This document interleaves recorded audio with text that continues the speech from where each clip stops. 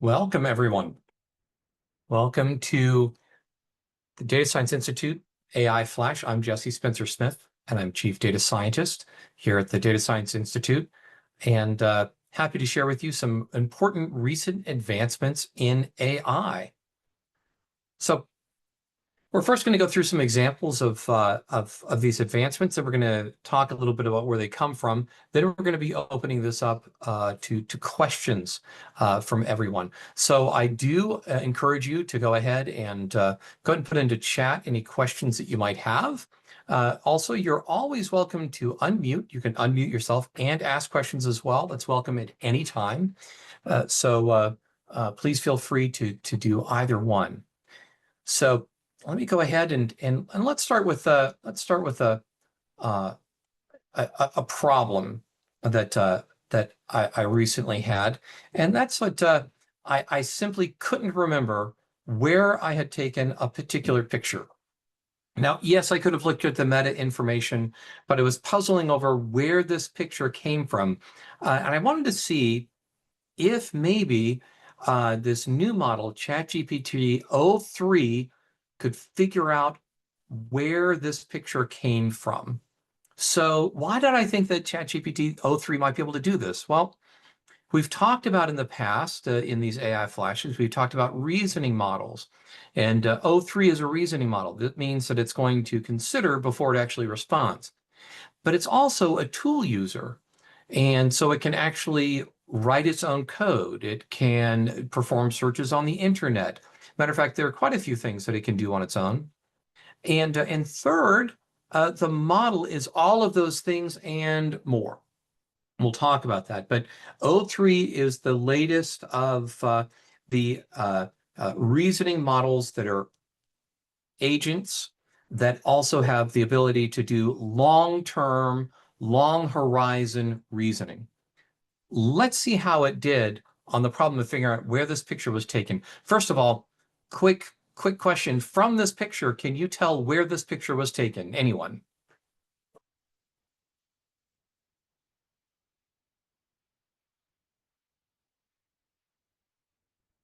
And if you say on the grass, you're not wrong, but I'm actually looking for a location. Well, let's go and see what the model did. So first of all, it thought for 34 seconds. Let's go ahead and take a look and see what it was thinking about. So it searched okay, so and this was interesting. It immediately started to lean on that this might be a cane toad, which hadn't occurred to me. Toad's large warty appearance and the shape of its behind suggests a shape behind its eyes. It could be a cane toad. However, considering the user's location in Nashville, so it knew my location, and possible travel to places like Costa Rica and Puerto Rico, I can't definitively pinpoint the location. So they can't pinpoint the exact street or yard, but the toad gives away a lot about where the shot could have been taken. Large warty toad with prominent triangular poison glands. Overall build and shape, so it could be its native range is northern South America, Central America, continental US, could be Puerto Rico. Putting it together does not occur in Tennessee. This was not in Tennessee. South Florida, Lower Rio Grande, Caribbean Islands. And this is where I remembered, oh yeah, we were in Puerto Rico. This picture came from Puerto Rico. So this gives you kind of an idea of what some of the things are possible here. But let's go and take an even deeper dive into what the model can do. Here's another picture. Let's see if it's going to load up the picture for me. I'm going to see if I can refresh this and have it load up the picture for me. There we go. I know exactly where this picture was taken. And I know where this picture was taken because I took it night before last. This is my House Programming Advisory Council at Sutherland Hall. These are the students that ran all the study breaks for me, and I had this picture taken right in front of Sutherland Hall, and behind us is Standbaugh. But let's see what it can make of this picture. Where was this taken? So here it had to think for a full minute and 26 seconds. an image of 5 individuals. It looks like there's something in front of a brick facade. Okay, so why is it saying Vanderbilt right away? Well, it knows things about me, but now it's going through and reasoning. Notice what it's doing here. It's zooming in on the picture. So the model has the ability to actually work with and analyze pictures. So it can zoom in, it can change color balance to actually go and see if it can find out information. So this is what it said. The architecture in the background, circular medallion and the pediment, matches Wilson Hall or Alumni Hall at Vanderbilt University. The Vanderbilt V on one person's sweatshirt and the familiar brick pathways, limestone edging on the quad seal, the IDs. So the photos was most certainly taken on Alumni lawn, not right, in front of Wilson Hall, not right. So I said, it's 8 p.m. Does it help narrow it down? Do the laptop stickers provide a clue? Now it's writing code. So now the model is writing code to actually do some additional image processing and do some explicit cropping. So it noticed the laptop. I told it to look at the laptop. It's trying to zoom in. It actually spends quite a bit of time trying to zoom in. It says, hey, I noticed this time of day. Hey, Wilson would be facade would be floodlit. Hey, it does say I love VU. I think it's VU. Still saying Wilson Hall. I tried to point it to the red sticker. That's actually the Sutherland logo, but it's not very commonly known. It tried for a good long time. Matter of fact, it really tried. It tried for another full 4 minutes and 7 seconds, and it couldn't quite do it. A couple of things here. One, it had use of all the tools. So when it couldn't actually get what it wanted, it wrote code to actually go and examine the image a little bit more closely, ending up with this. And it tried to sharpen the image, tried to work with it, and tried to reason about it. And notice that it was reasoning really for a good, across all of these, 15, 20 minutes.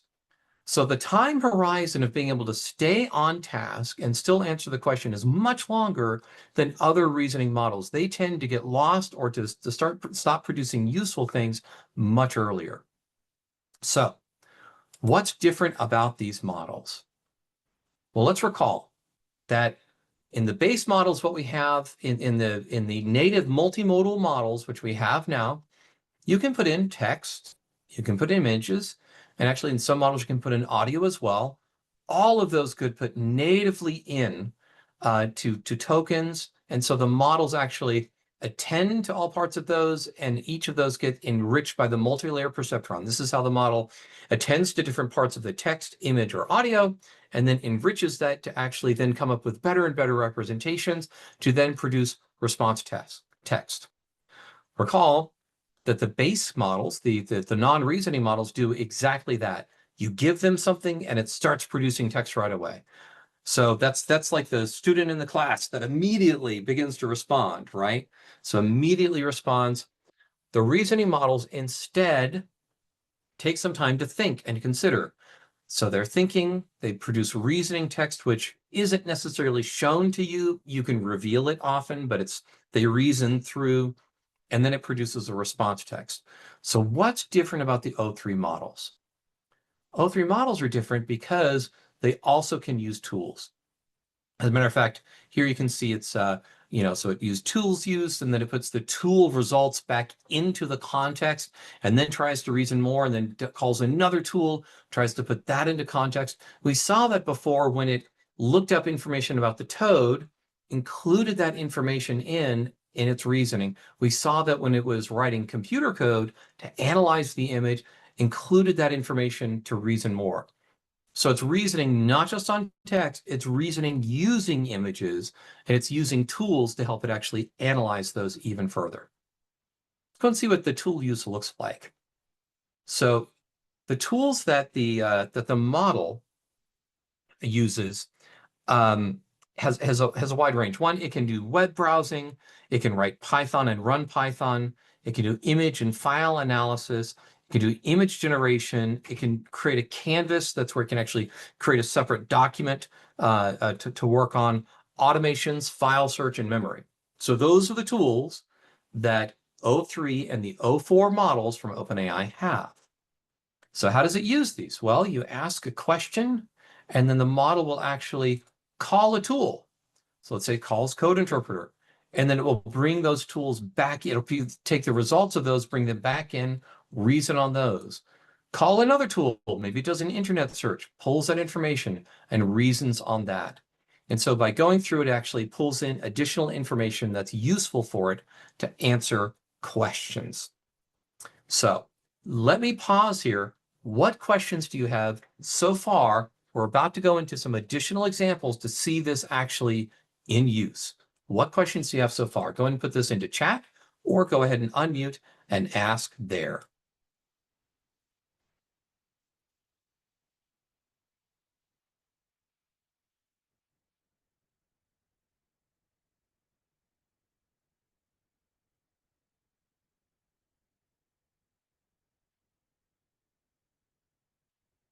All right, then let's go ahead and jump into an example.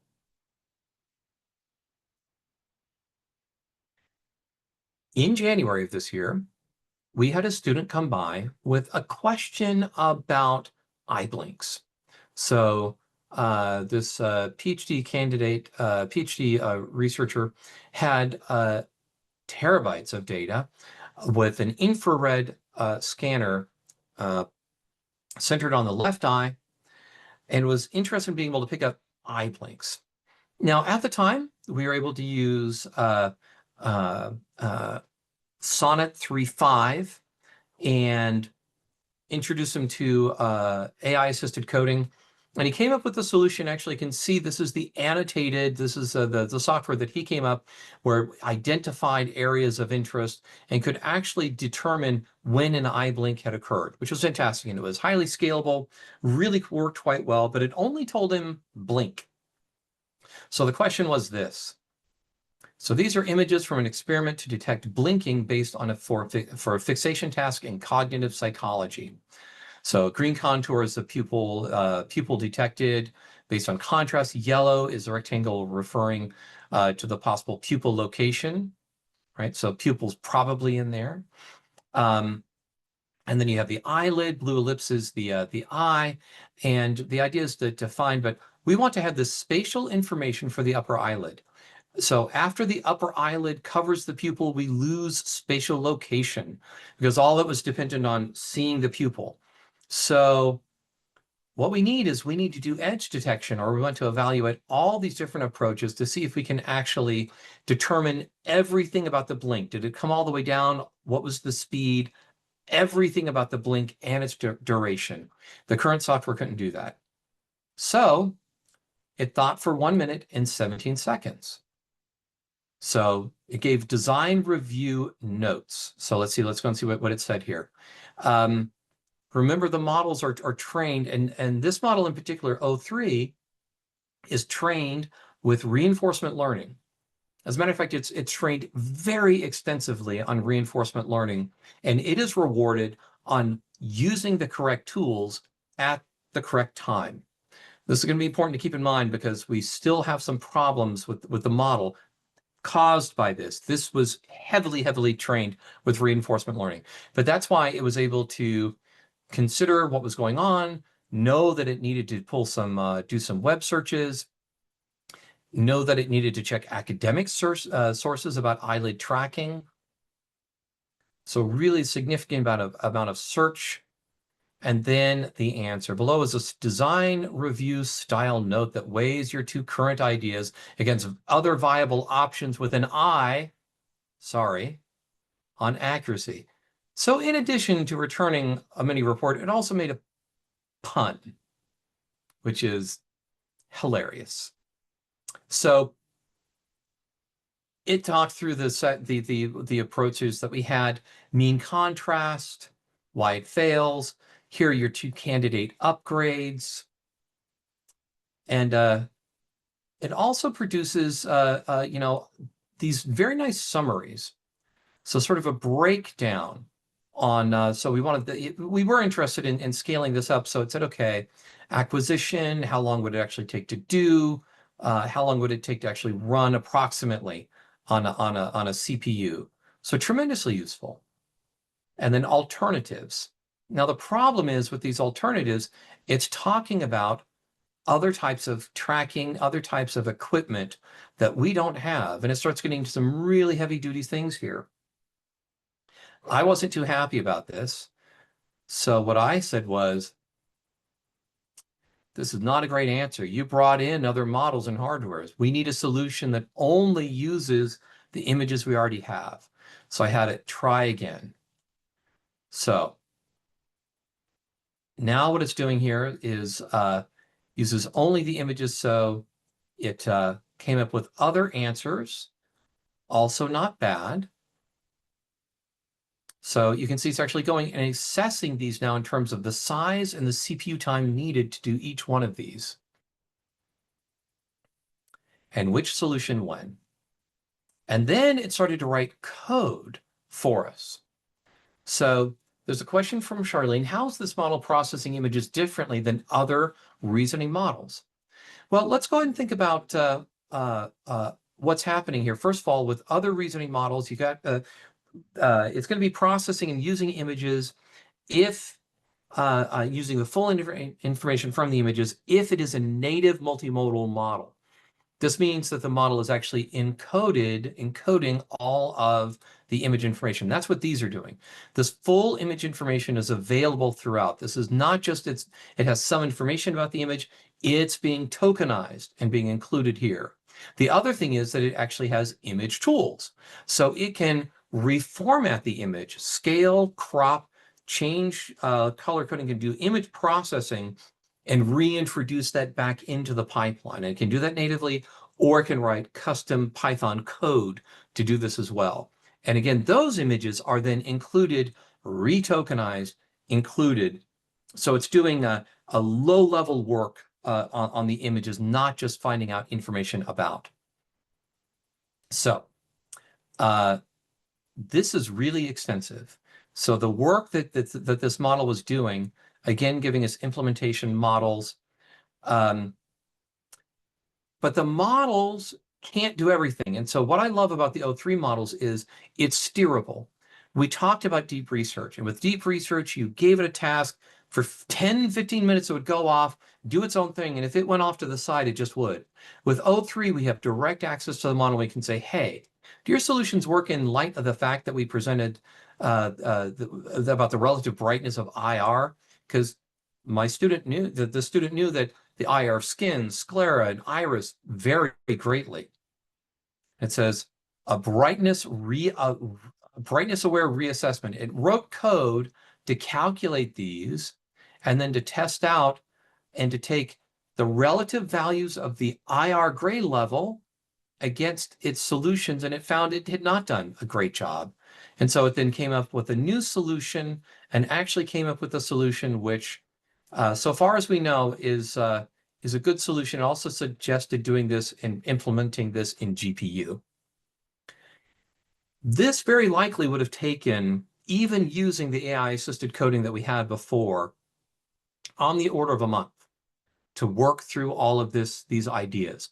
Implement it, try it, realized it was too slow, not a good solution. So we're talking about a savings. We did this in about half an hour. So savings easily of at least a couple of weeks, but probably more as well. So this is, you can call this an engineering or a scientific application of this type of model.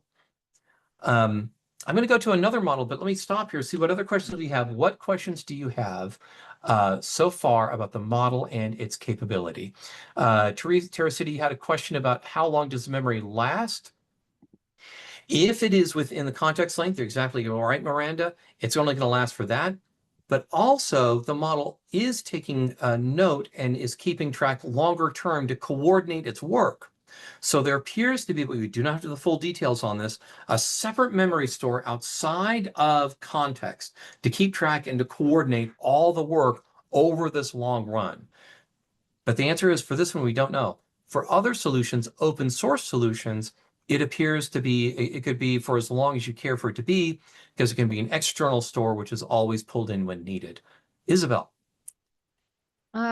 Yeah, thank you. So I'm thinking this might be useful, and you correct me if I'm wrong or give me advice. In a situation where, let's say I'm going to have an undergrad working with me for the summer, and I have a set of goals where I kind of know the softwares that could be useful, but I'm not an expert in them, so I can't really train him. I can kind of give him a sense for, what my distal goals are for him to create certain kinds of things and blah blah. But I could see putting all of these goals here and saying, give me a plan for, this person who doesn't know this software, like what does he, because one concern I have, for example, is the student one of the softwares I know he'll have to learn is Blender, and Blender has Ah, a gazillion things you could it's that are crazy. not relevant to me. Like I know Mhm. that he's going to really only need to learn some specific things, and that I can't, I'm not the right person to train him, but I want him to quickly get to the point where he can kind of learn the right skills to help me do that. So this might, it seems like this is the right kind of model to help with something like that. I think we ought to go ahead and maybe put this in real quickly. We'll kick it off. We'll let it do its working. The uh, and we'll research in. So can you describe like, Yeah, so the goal is to create a stimulus set of 3D models, and they need to be novel objects, so artificial objects that don't look like any real objects, and I need a certain number of them, and they each need to be a different. I don't even know if it would know what I mean by that, but you might different basic levels, right? So they need to be different. So it's not like I'm creating a bunch of greeble objects in the same category. I'm creating, two greebles and two of the other things and two of that kind. They need to be all very different. And so there's this tool called Meshy AI that will Mhm. create text to 3D models. Like you can say, I want a novel object that, doesn't look familiar, but is like a tool and maybe has like you could. So I think Mhm. that AI chatbots will be able to help me create the kind of prompts that I can give to Meshy.ai to create models, and then we can bring them into Blender. I mean, I don't want you to do that. I think that I can see how if I give it all of my goals and then it can help me guide the student through the steps required to learn all of that. So And I'm just going to kick that off. We'll see yeah, let's what just comes. see what it says. And of course, I'm highly confident. I don't need to describe what greebles are to the model. It's going to know very well what those are. I don't know. I'm betting. Yeah. Fantastic. So yes, I think that this is a good a good model for that, especially because it can call the models. And Cameron, you asked, how does it know which models to which tools to call? Mhm. That was in the reinforcement learning trained on probably thousands, possibly tens of thousands of examples, some of them probably generated of different problems and the appropriate tools for those. Here's a funny thing. The model was trained so heavily on that in reinforcement learning that something occurred that we call reinforcement hacking, reward hacking. So the model was rewarded. It scored well when it used tools. So one of the things that the O3 model does still hallucinate about, where it reports something which is not accurate, is tool use. So sometimes it will say that it used a tool when it did not. And this is an example of reward hacking where it would get credit for stating that it had used a tool when it did not actually use the tool. So it doesn't hallucinate near a very low problem with that with facts and things that it finds.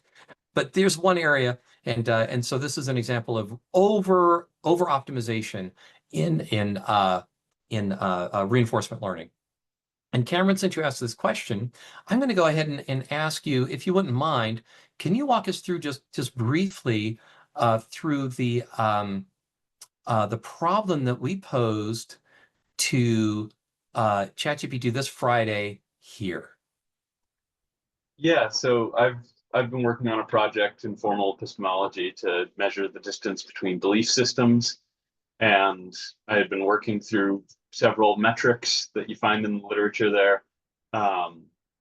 And talking to Jesse, we had started to think about other metrics that might be useful and important here. And so we tried O3 to see if it could, I don't know, just kind of what it thought about this problem of finding appropriate measures for approximating the distance between belief systems. And this is what it came up with.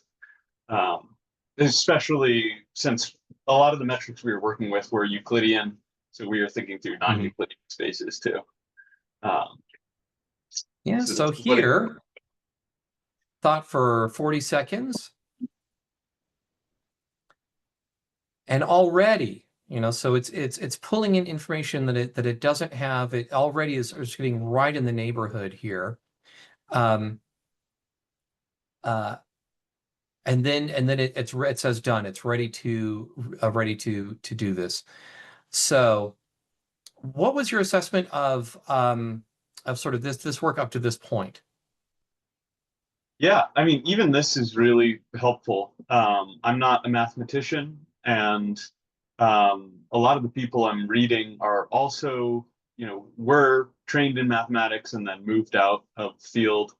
So just having these kinds of rundowns of the landscape of tools you might use is really helpful. This is especially cool, I think. So the fascinating thing here is the model is designed to go and get information and then to reason against it, and you can even get very we start getting into some very like general Riemannian manifolds, so we're getting into less common areas, and then we get back to your area here, Cameron. Mm-hmm. Yeah, so these things are pretty common to run into. Looking for desiderata that you need to satisfy in order for any metric to be suitable is standard fare. This gives a lot more possibilities of things you might look for, which is really interesting. Can help narrow down the huge number of metrics you might actually employ here. So I'm going to pop down all the way to so it's getting into some really interesting areas here. I wanted to push it a little bit further because I wanted it to go outside the general Riemannian geometry, so getting even more esoteric. So I was hoping that by describing this idea where you lose symmetry, that it would move into Riemann-Finsler spaces. And it immediately picked up, yeah, with Riemann, it's going to be symmetric. And then it goes immediately into others. So this is getting pretty arcane here in the type of matching between your area and this area of mathematics, which is not really very much in the tradition of Western traditional mathematics. We tend to do a lot of Riemann, differential geometry. So, but not a problem here to explore. It certainly had quite a few things that I didn't get to, and then I asked it to make a connection, make a connection to these belief systems in formal epistemology. So, how long do you think it would have taken for you to sort of go through and sort of get to this area where we got to this here, like bridging axioms here? Oh man, yeah. I think it would have taken a couple weeks to really get all this laid out, and there would have been stuff that just went way over my head, and that I would have spent time struggling with that turned out not to be useful in the end. So this is really helpful. Yeah, all these people are important in the field. I've asked it since for different kind of reading lists and plans for approaching different areas I hadn't considered. So yeah, this saves a lot of time. So again, good example of it being able to go deep, do searches, pull up tools that it might need. This wasn't using images or anything like that. But again, this long reasoning horizon where it doesn't get lost, even though it's reasoning over a long period of time. So these models, some specifics about the models. The O3 model has a 200,000 token context length, so decently long. There are ones that are certainly longer now, but 200,000 is not bad. It certainly got us all the way here. It is about a 200 billion parameter, so far as we know, 200 billion parameter model that's dense. So not the biggest of models, but really good at pulling out information and then reasoning it, even if it may not have extensive training on that particular information. So, but these are sort of two almost more technical ones. Let's go ahead and just jump into an example here of more pure humanities here. So I was just chatting with Jack Becker, recent graduate of a master's program here in liberal arts and sciences, and his thesis was on exploring, the barrier system championed by Robert McNamara in the Vietnam War. So he was interested in technology and adoption of technology and policy, and so. The model spent some good time here doing research and uncovered validated what Jack had done in his work, and then began to uncover a few things he had not come across just by digging down and doing additional research. And was even able, with one additional prompt, where would you go for additional evidence that this technology had been adopted by the Nixon White House, even though they may not have wanted to talk about it? And certainly by that time, the group called Jason didn't want to have anything to do with it because they were being identified by anti-war protesters. It goes through and it makes specific suggestions about where to look, which is fascinating. It also makes some suggestions about how to get information, and for example, how to make a FOIA request, and with the FOIA requests, it even says, hey, you can use these numbers to get additional information. For faster processing, ask only for the study's executive summary, because it knows that that's one way for FOIA requests to take forever, because they say they have to do the entire report. So again, even in this other area, which has nothing to do with science or engineering, but much more around history and exploration, you find great use cases here. What about industry?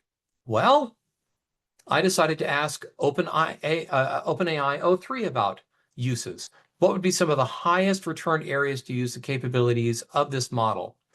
I knew that I needed to say the OpenAI O3 model because it doesn't know necessarily what it is or its capabilities are, but it could look itself up on the internet. So it can look itself up, learn about what it's capable of, and then give some feedback. So again, thought for 1 minute, 37 seconds. And you can see it's searching on the web. It searches itself on the web, learns more about itself, makes suggestions, and then finally comes back with, and quite a bit of research, these areas. So market analysis, vendor diligence. You'll notice here the formatting of this is not great. This is one of the problems I've seen with it. So copying this over here, here are the top reasons and the type of ROI that it suggests. Hey, this type of research, almost consulting capabilities here, quite a bit of capability here.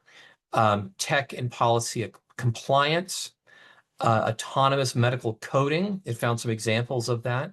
Still need to be checked, human in the loop, but finding very good examples of high accuracy, security operations triage, legacy code modification. So here are some clear-cut examples of huge time reductions and way to speed work. So I'm going to pause here. Let's go back and just recall where we are here. this is what the model is doing. It's making calls out here. And the main thing here is this long horizon of reasoning and extensive training on reasoning of when to use tools, how to do the reasoning, and how to keep on track. These are all things that we didn't really have before. We had reasoning models, but boy, we didn't have this level of tool use or this ability to stay on track for these long extended periods of time. So now you've seen the model, you've seen the examples. I would like to know what questions you have. Melina, looks like you had a question here. Use ChatGPT to crop images. Yes, so this is that idea that the models are natively multimodal, so it can actually do things. It's the interesting thing about the O3 model is when you ask it to crop an image, it's actually going to crop it, right?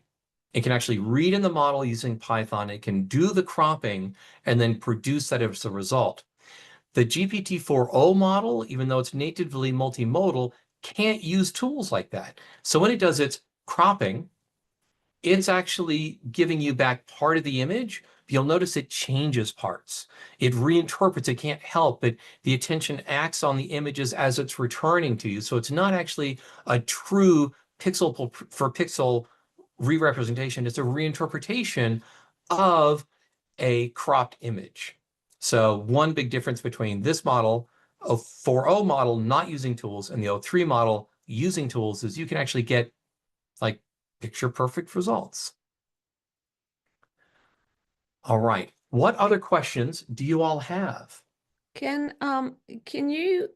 Does this get used in any way to create a GPT agent, or is it completely, when we save these, so I'm not always clear which model gets used and also whether the old ones use the new models or anything like that. But is there anything here that we can kind of save as a tool for, or is this just one interaction at a time?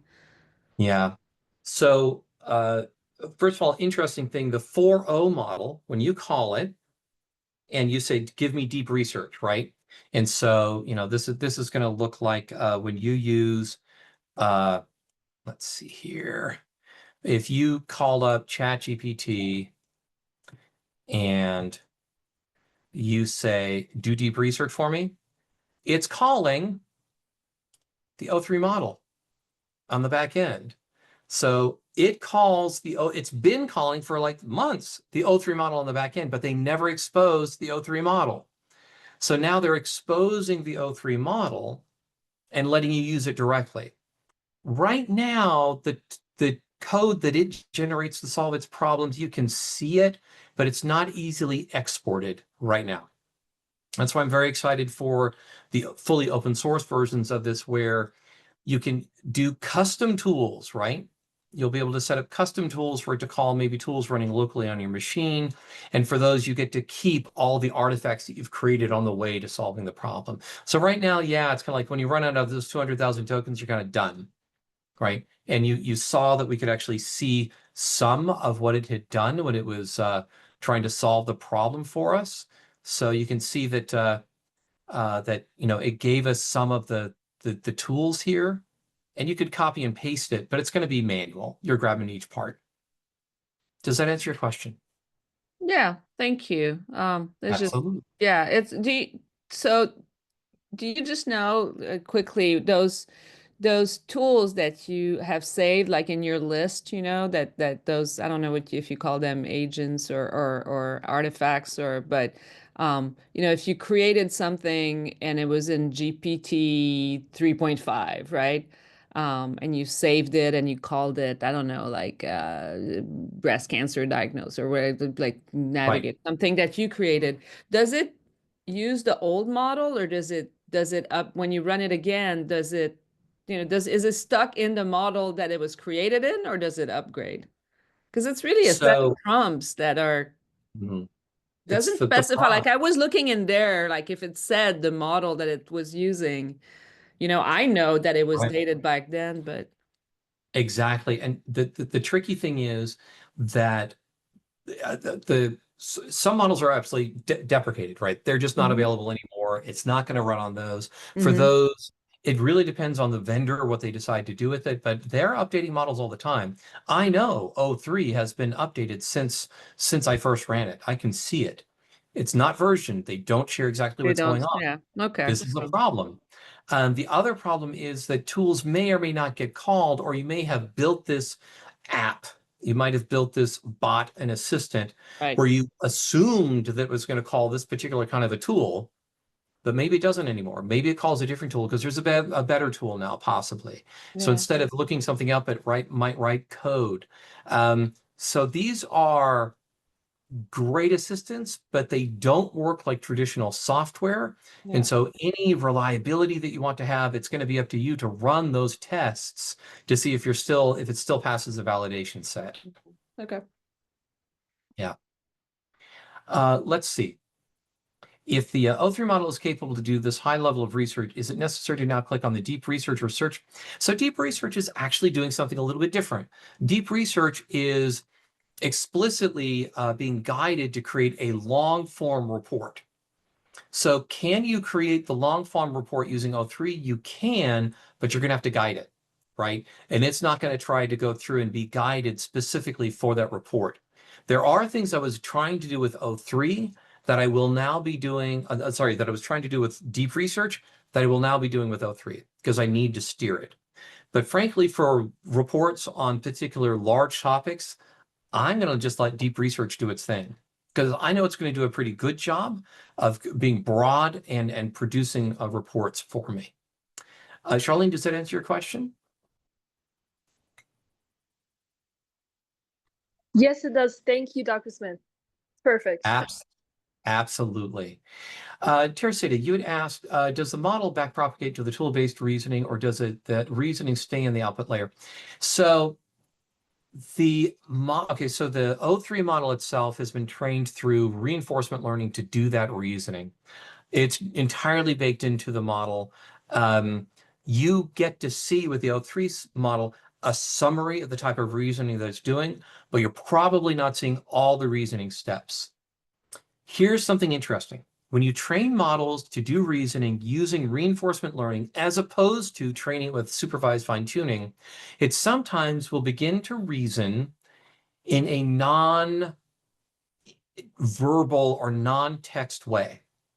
So especially if they're trained all the way with reinforcement learning, you'll find the model will switch languages or actually will produce output which is not human readable anymore.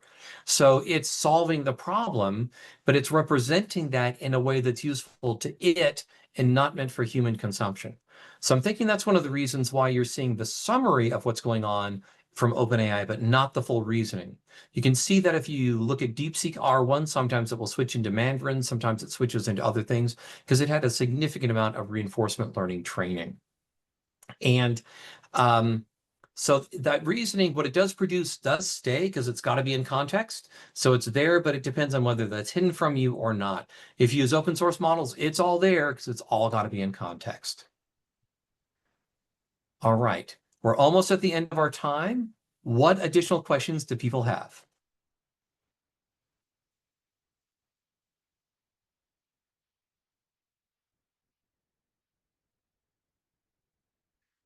All right, this may be off topic, but can you prompt O3 to search for papers behind paywalls?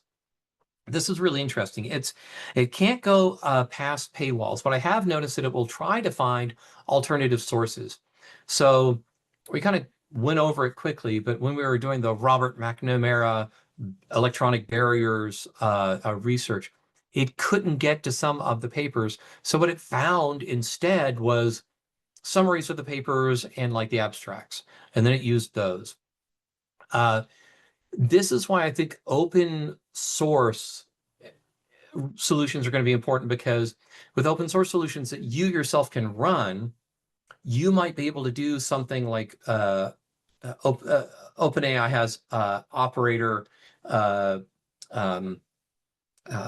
Anthropic has computer use, where it can pause and say, hey, I need to get to this resource. I'm going to pause here. I'm not going to record the screen or anything, but go ahead and enter your credentials to allow me access so we can go and research this. And then it can go in and then get access to those. Frankly, their licensing has not kept up with this. It's going to be unclear what sort of restrictions might be put on this in the future. But with open source methods, it'll be more possible for you to say, here, I'm going to put my credentials in. You have access to this, even though it's behind a paywall. I've paid, therefore you have access to it. Is that going to be continued to be allowed in the end user agreement? We don't know. They still haven't really kept up. Another question, when will we get GPT-5 and what do you expect? GPT-5, at least the plan that I'd last heard, was to take all these different models, O3, O4 mini, which is even more advanced, but much smaller, much faster, to combine them all together. And so it's more fluid in your interaction. So you don't have to remember what all these different models are for. That might be useful, but I kind of like being able to call the individual models themselves. But it's going to be interesting to see when this is actually available. We do note that the scaling just of size and of training, I'd say, I don't know if it's hit a ceiling, but at least it certainly has been to bend a little bit. Here with the O3 model, you saw that depending on the kind of reasoning and additional training you do, reinforcement learning for reasoning, that still seems to have some bandwidth to improve. And certainly that compute time, that test time, inference time compute, where it gets to think for 2 minutes, that's really helpful. We're beginning to see hybrid models that can both think and also respond quickly and are natively multimodal. We're probably going to see those blended more. That's what I anticipate us seeing. All right. What would be currently available models? You see models that come from various places. We'll probably do an update on this of models that you can run locally. What I'm going to do is I'm going to, since we're 47 minutes past the hour, I'm going to call us to a close, but I'll stick around to answer your questions until I have all your questions answered. I'd like to thank you all very much for taking some time with us today. Try out the models, see what they can do, see what problems they can solve for you. We're very interested in hearing what works. Let us know what you found out. Thank you all for being here. You're welcome. Welcome, everybody. I'm happy to stick around for any additional questions that you had that we did not get to.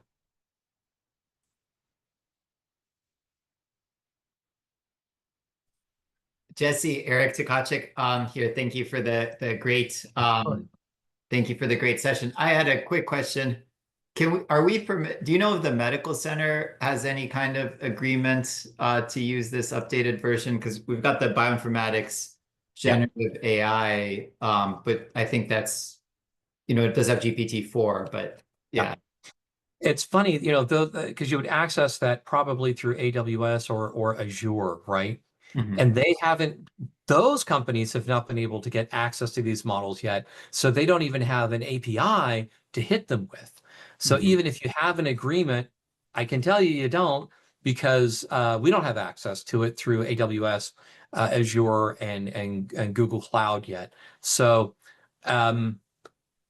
which I understand, this is OpenAI's, this is their advantage right now. So if you want to have lots of access to O3, it's expensive for them to run.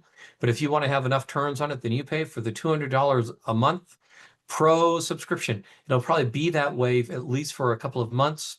The open source versions may happen first. I wouldn't be surprised if there is a good open source version that comes out, and then all of a sudden there's a change of tune from OpenAI, Anthropic, and the others, where they then do go ahead and allow their more advanced reasoning models to be accessible through the APIs for these other vendors, AWS and Azure and others. We're just going to take that as sort of a forcing function of having something like a DeepSeek R1, but hopefully one that's safer. That is open source, that people can start, and if they start using that as an alternative because they can't get to it in a secure way, then that's probably what's going to happen. I say those are good alternatives because you could run those in AWS in your secure enclave. So if you are certified for HIPAA, in your enclave, and if you have a model that's small enough and you're willing to pay the compute to run it, yeah, you can get access to reasoning models if you yourself are running it within your enclave on your own compute. Thank you very much. Great presentation. Absolutely. Thank you so much. Other questions? And thank you, Justin.